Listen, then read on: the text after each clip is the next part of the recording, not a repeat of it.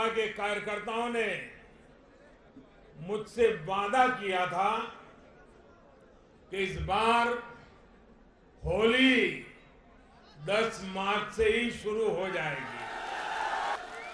हमारे कर्मठ कार्यकर्ताओं ने ये विजय ध्वज फहरा करके इस वायदे को पूरा करके दिखाया है। मैं भाजपा के सभी कार्यकर्ताओं की भूरी भूरी प्रशंसा करूंगा। साथियों, ये चुनाव नतीजे भाजपा की प्रो पूअर, प्रोएक्टिव गवर्नेंस पर एक प्रकार से बड़ी मजबूत मोहर लगाते हैं। और मैं सभी ज्ञानियों को कहता हूं कि देश की भलाई के लिए अब पुरानी घिसी पिटी रिकॉर्ड छोड़ के जरा नए सिरे से सोचना शुरू कीजिए। इस देश के लिए बड़ी दुख की बात है। मैं स्वयं बहुत दुख अनुभव करता था जब ये ज्ञानी लोग यूपी की जनता को सिर्फ और सिर्फ जातिवाद के तराजू से तोलते थे, जातिवाद की दृष्टि से देखते थे।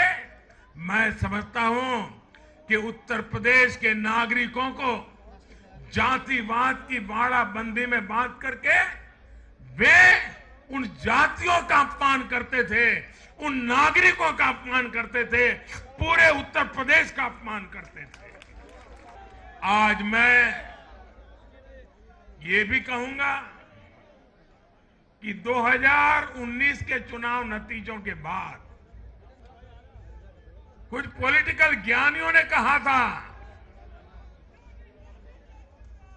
2019 में जब लोकसभा में हम दोबारा जीत करके आए तो इस ज्ञानियों ने कहा था कि भाई इस 2019 के जीत में क्या है, ये तो 2017 में ही तय हो गई थी, क्योंकि 2017 में यूपी का रिजल्ट आया था।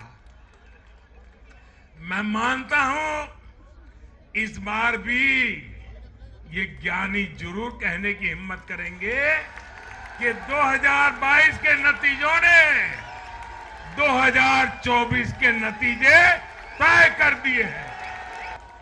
सीमावर्ती राज्य होने के नाते पंजाब को अलगाववादी राजनीति से सतर्क रखना भाजपा का कार्यकर्ता जान की बाजी लगा करके भी इस काम को करता रहेगा। आने वाले 5 सालों में भाजपा का हर कार्यकर्ता वहां इस दायित्व को जोर शोर से निभाने वाला है। ये विश्वास मैं पंजाब की जनता को आज देना चाहता हूं। हमारे यहां कुछ लोग लगातार राजनीति का स्तर गिराते जा रहे हैं। कोरोना के इस समय में भी हमने देखा है कि इन लोगों ने देशवासियों को गुमराह करने की लगातार कोशिश की। वैक्सीनेशन के हमारे प्रयासों की दुनिया प्रशंसा कर रही है, लेकिन इस पवित्र कार्य पर, मानवता के कार्य पर, सेवा के कार्य पर, भारत की वैक्सीन पर भी सवाल उठाए गए। दुर्भाग्य की बात है जब यूक्रेन में हजारों भारतीय विद्यार्थी, हमारे छात्र, हमारे नागरिक फंसे हुए थे, तब भी देश का मनोबल तोड़ने की बातें हो रही थी। जो वहां फंसे थे उनके परिवारों की चिंता बढ़ाने का काम हो रहा था।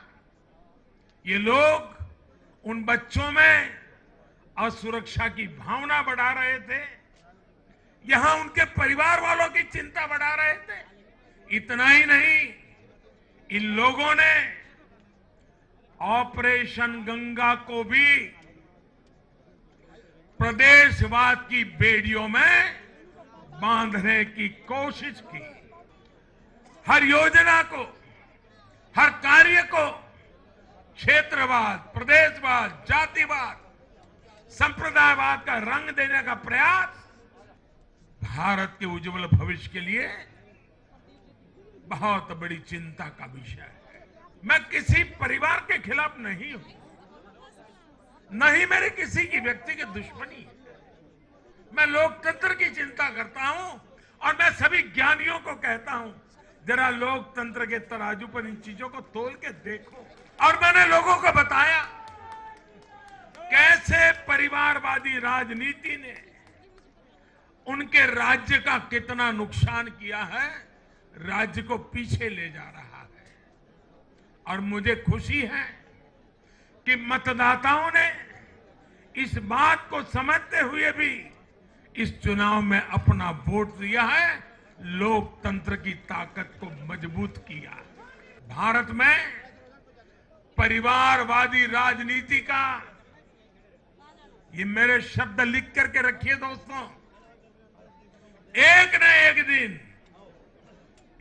एक दिन ऐसा आएगा जब भारत में परिवारवादी राजनीति का सूर्यास्त ये देश के नागरिक करके रहेंगे।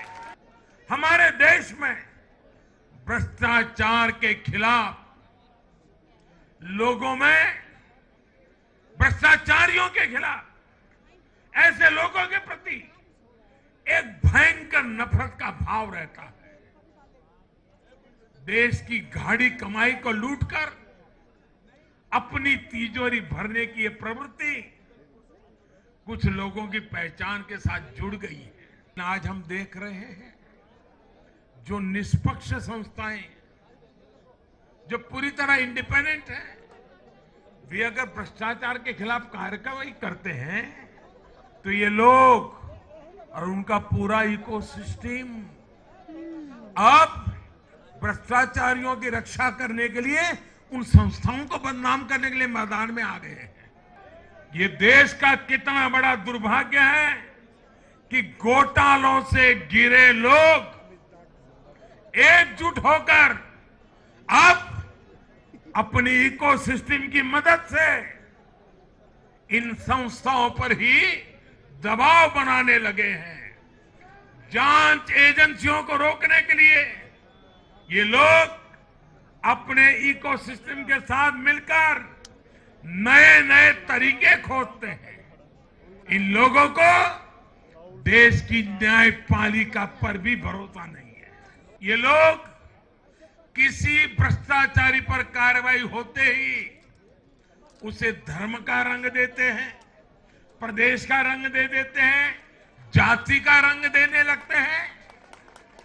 ऐसे में भारत के मैं सभी संप्रदायों से आग्रह करता हूं, मैं सभी जाति पे गर्व करने वाले ईमानदार लोगों से आग्रह करना चाहता हूं, उन सबको सोचना होगा कि ऐसे भ्रष्टाचारियों, ऐसे माफियाओं को अपने समाज से, अपने संप्रदाय से, अपनी जाति से दूर करने की हिम्मत करें।